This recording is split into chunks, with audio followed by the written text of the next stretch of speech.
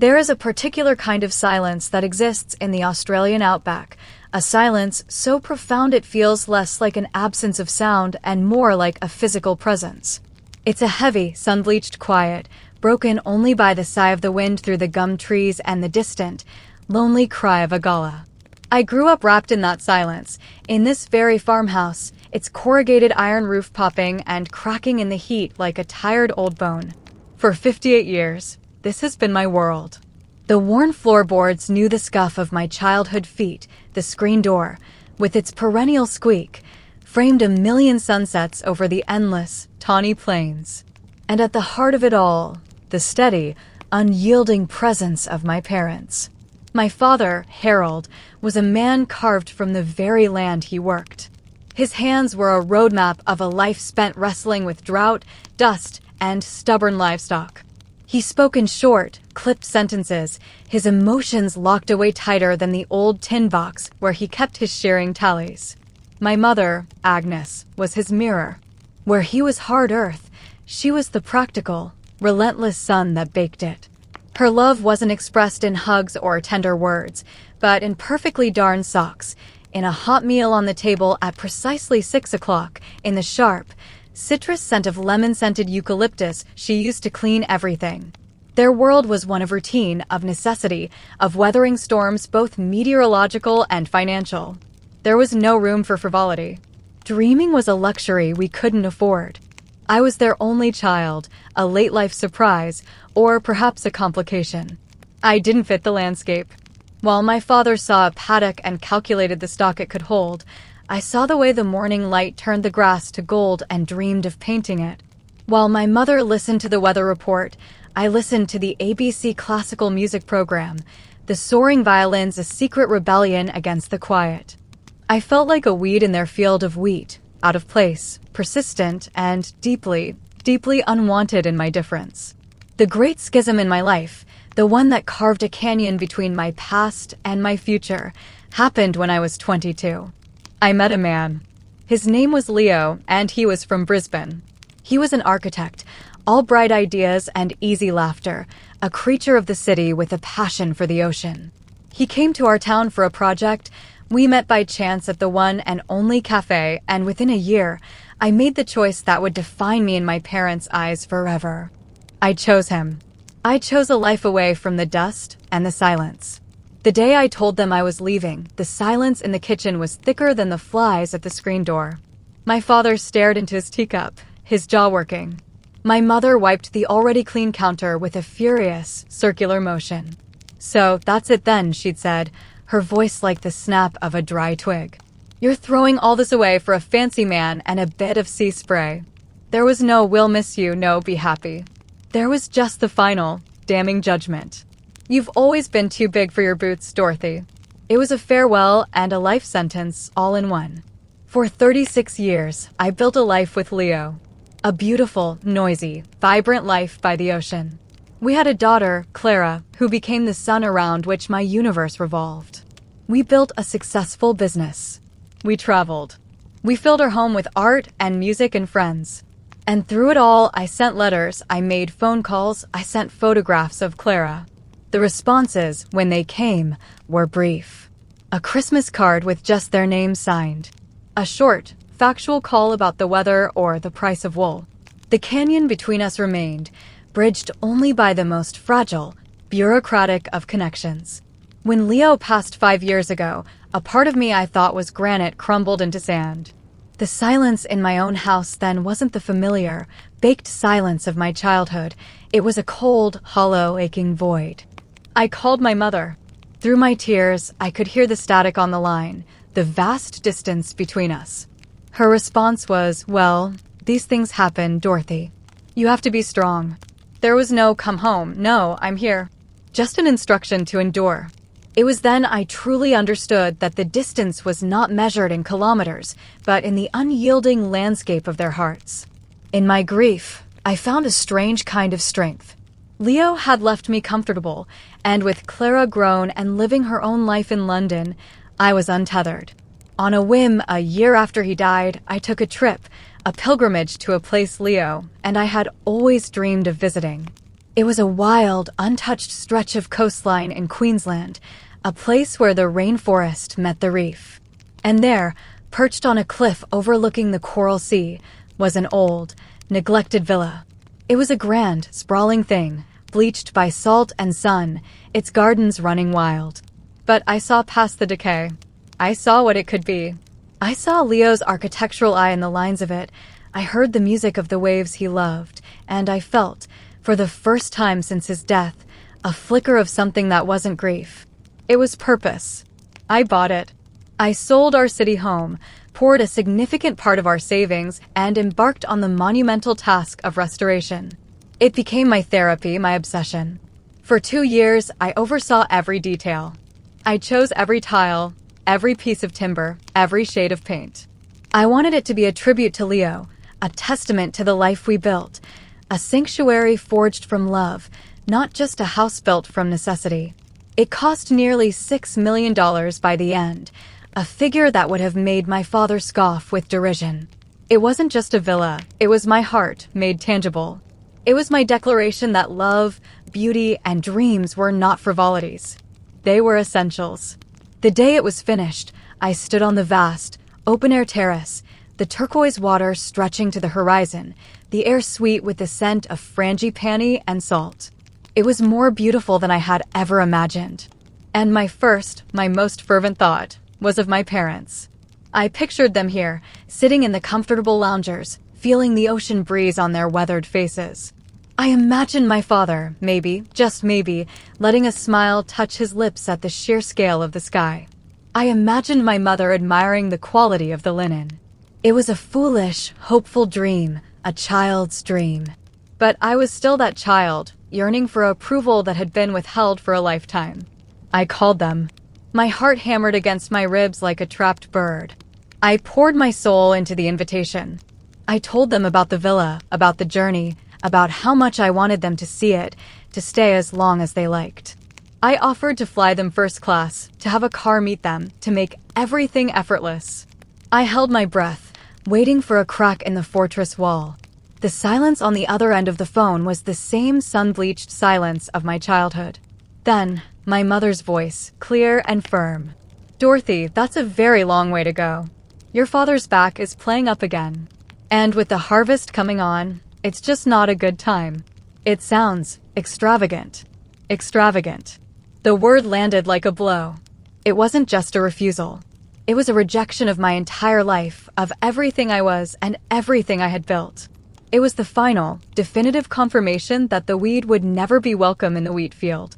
I hung up the phone, the stunning vista before me blurring through a wall of hot, bitter tears. The crack in the old teacup had finally, irrevocably, split wide open. The days that followed their refusal were some of the darkest I've known since Leo died. The magnificent villa, my proudest achievement, felt like a gilded cage of my own loneliness. Every beautiful room echoed with the silence of their absence. The vast, empty terrace seemed to mock me. I had built this paradise, but the two people I most wanted to share it with had declared it unworthy. The old wound, the one I'd carried since I was 22, was ripped open anew, and this time, it felt fatal. I wandered the halls like a ghost, trailing my fingers over the cool marble counters, the smooth timber banisters. I'd stare at the two guest suites I had so carefully prepared for them, the one with the east-facing window for my mother, who loved the morning sun, and the one with the more firm, orthopedic mattress for my father's back. They were perfect, and they were empty. A monument to my own sentimentality. I felt a fool.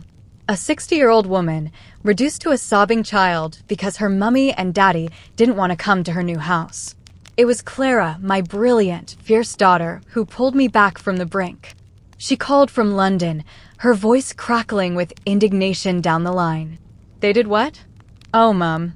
No, absolutely not. We are not letting them do this to you. Not again." She was silent for a moment, and I could almost hear the gears turning in her sharp, city-savvy mind. "You know what? Fine. If they don't want to come, then we'll have the housewarming without them. We'll have the best bloody housewarming party that Cliff has ever seen. We'll fill that house with so much love and noise that you won't have room to miss their miserable silence." At first, I dismissed it. A party? It felt like a betrayal, a childish act of defiance. But Clara was relentless. "This isn't about them, Mum," she said, her voice softening. "This is about you. This is about celebrating your life. Your courage. What you and Dad built. This house is a testament to your story, not theirs. So let's tell that story. To everyone who actually wants to hear it." And slowly, her words began to seep into my grief. She was right. For 36 years, I had measured my worth against their impossible, unforgiving standards. I had allowed their refusal to dim the lights in my own home. No more. This villa was not just a house, it was my phoenix, risen from the ashes of loss. It deserved to be filled with joy, not haunted by rejection. So, I made a decision. I would not invite them again. I would not plead. Instead, I would create a new guest list. Not a list of obligation or social courtesy, but a guest list of the heart. I sat down at the vast, reclaimed timber desk in my study, overlooking the ocean, and I began to write. Not on a computer, but with my favorite fountain pen on thick, cream-colored paper. This was to be a deliberate, meaningful act. The first name I wrote was Sarah Jones. Sarah, who had been my best friend since we were 7 years old, sharing a desk at the tiny one-room schoolhouse. Sarah, who had held my hand through my first heartbreak, who had secretly lent me books about faraway places, who had wept with me the day I left for Brisbane. We had written letters for decades, our friendship a constant, warm thread running through the tapestry of our separate lives. She still lived just outside our old hometown, married to a farmer herself. She understood the world I came from, but she had never judged the world I chose. Next was Arthur and Maeve Henderson. They were our neighbors for 20 years in Brisbane, an older couple who had become the surrogate grandparents Clara adored and the wise, gentle counsel Leo and I had so often relied on. Arthur, a retired history teacher, had helped Leo with the initial designs for our business, and Maeve had brought us a casserole every single night for 2 weeks after Leo died, never saying a word, just placing the warm dish in my hands with a squeeze. They were the living embodiment of quiet, steadfast love. I wrote down the names of Ben and Chloe, the young couple who had been our project managers for the villa. Over 2 years, they had become more than contractors, they had become confidants. Ben had patiently explained the structural engineering to a grieving widow, and Chloe had spent hours with me choosing fabric samples, her excitement a balm to my soul. They had believed in my vision when it was still just a crazy dream. I invited David Chin, the gentle, brilliant chef who ran the villa's kitchen, and his bubbly wife, Anya.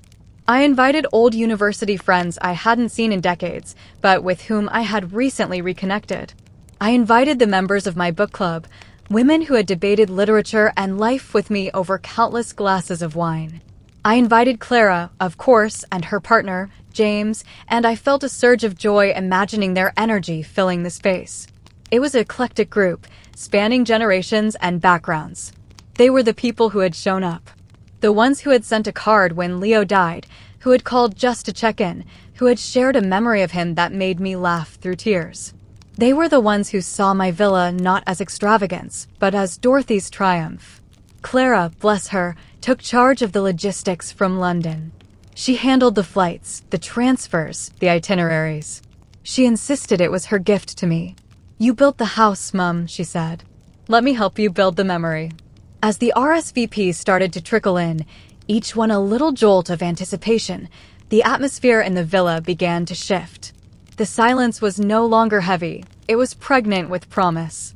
The empty guest rooms were now destined for Sarah's laughter, for Arthur and Maeve's quiet companionship. I stopped thinking about what was missing, my parents' stern, disapproving faces, and started to dream about what would be present, a mosaic of a life well lived, a community forged from choice, not chance. The week of the gathering arrived. I stood at the same terrace wall where I had wept after my parents' call, but this time I was watching the horizon for the first car bringing my guests from the airport. My hands were steady. My heart was full, not with bitterness, but with a nervous, fluttering excitement. The rejection still ached, a dull, persistent throb, like an old break in the bone when the weather changes. But it no longer defined me. It was a part of my story, but it was not the whole story. The villa was about to be filled with the rest of the narrative, the chapters of friendship, of chosen family, of love that was given freely, not earned through stoic endurance. The housewarming was no longer an act of defiance. It was an act of reclamation. The morning of the gathering dawned clear and brilliant, the sky a seamless, endless blue. The coral sea was calm, its surface dappled with sunlight, looking for all the world like a sheet of scattered sapphires. There was a different energy in the villa, a vibrant hum of anticipation. The staff moved with a quiet efficiency, arranging vast displays of native orchids and banksias, while David and his team filled the air with the most incredible aromas, seared scallops, roasting lamb, fresh-baked bread. I was dressed in a simple, flowing linen dress the color of the sea at twilight, a gift from Clara. I stood before the full-length mirror in my bedroom, and for the first time, I didn't see the anxious farm girl or the grieving widow. I saw a woman, weathered by life, yes, but standing tall in a home she had built from love and loss. There was a peace in my eyes that I hadn't seen in years. The first to arrive were Ben and Chloe. Ben, ever the pragmatist, immediately started pointing out to Chloe the final details, the way the afternoon light caught the custom-made gutter, the seamless finish on the outdoor shower. Chloe just threw her arms around me. "You did it, Dorothy," she whispered, her voice thick with emotion. "It's even more beautiful than the drawings." Their presence was a grounding force, a reminder of the villa's journey from a crumbling dream to a solid, stunning reality. Then came Arthur and Maeve. Arthur, stooped and silver-haired, took my hand in both of his. His eyes, wise and kind behind his spectacles, scanned the vista behind me. "Leo would have loved this, Dorothy," he said, his voice rough with feeling. "He'd be so proud of you." Maeve simply hugged me, her familiar scent of lavender and talcum powder a sudden, comforting anchor from my past life. She didn't need to say anything. Her embrace said it all. The villa began to fill with voices, with laughter, with the clinking of glasses as champagne was poured. Old friends reunited, introductions were made, and the air itself seemed to shimmer with conviviality. But my heart was waiting for one more arrival. I kept glancing towards the long, winding driveway, my stomach a knot of nerves. And then I saw it. A hire car, dusted with the red Outback soil, coming to a stop. The door opened, and out she stepped. Sarah. Her hair was as white as mine, her face lined from a lifetime of sun and smiles, but her eyes were exactly the same, bright, intelligent, and full of mischief. She stood for a moment, taking in the villa, the ocean, the sheer scale of it all. Then her eyes found mine. We met in the middle of the driveway, and we fell into each other's arms, two old women weeping like the girls we once were. We didn't speak. We just held each other, decades of distance and shared history collapsing in that single, powerful embrace. When we finally pulled apart, she held my face in her hands, her work-roughened thumbs wiping away my tears. "You got out, Dorothy," she said, her voice a whisper. "You actually did it. You built a whole world out here. And you came," I managed to reply. "You have no idea what it means." "I think I do," she said, her gaze flickering towards the house, taking in the gathered crowd, understanding the unspoken story behind this celebration. "I think I do." With Sarah's arrival, the gathering felt complete. The party flowed from the indoor living spaces out onto the sprawling terrace. The conversations were a beautiful symphony. I heard Arthur discussing maritime history with David the chef, their voices mingling with the clatter of plates. I saw Clara and James, young and vibrant, laughing with Chloe and Ben about some city mishap. I moved through the groups, my heart so full it felt like it might burst. This was not the quiet, judgmental world of my childhood. This was a world of connection, of shared stories, of laughter that echoed off the cliffs and rolled out to sea. As the sun began to set, painting the sky in incendiary shades of orange, purple, and rose, everyone fell silent, drawn to the spectacle. We gathered at the terrace wall, a united front against the beauty of the world. Clara came and stood beside me, slipping her hand into mine. Sarah stood on my other side, a solid, comforting presence. It was then that Sarah turned to me, her eyes glistening in the twilight. "You know," she said, her voice soft, but clear enough for those nearby to hear, "a few days before I left, I ran into your mother in town." A hush fell over our little group. All the gentle chatter ceased. This was the ghost at the feast, finally being acknowledged. I felt a cold knot form in my stomach. "You did?" Sarah nodded, her gaze fixed on the horizon. She was in the post office. She asked me if I was really going all the way out here. I told her I was, that I wouldn't miss it for the world. She paused, choosing her words with the care of a true friend. She was quiet for a long time. Then she said, "Tell Dorothy, the farm is looking very green this year. The rains were good." Sarah looked at me then, her expression a mixture of sadness and profound understanding. And then she turned and walked away. The words hung in the salt-tinged air. "The farm is looking very green this year." It wasn't an apology. It wasn't a declaration of love. It was a statement of fact, as dry and unyielding as the land itself.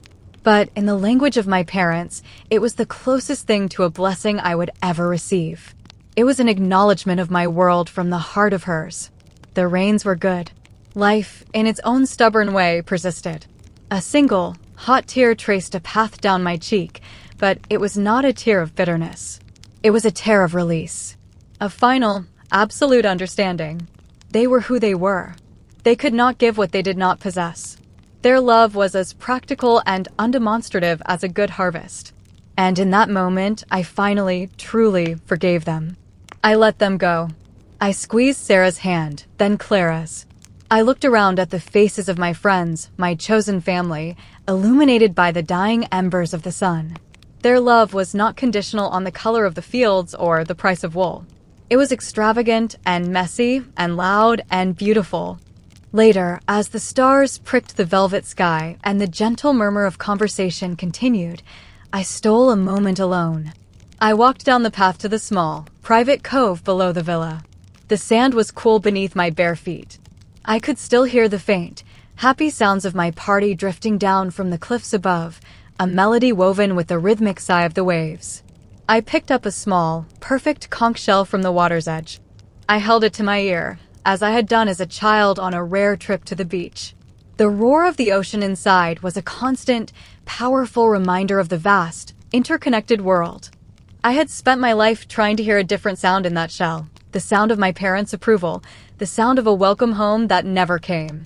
But now, listening in the darkness, I understood. The sound wasn't an echo of what was missing. It was the sound of what was always there.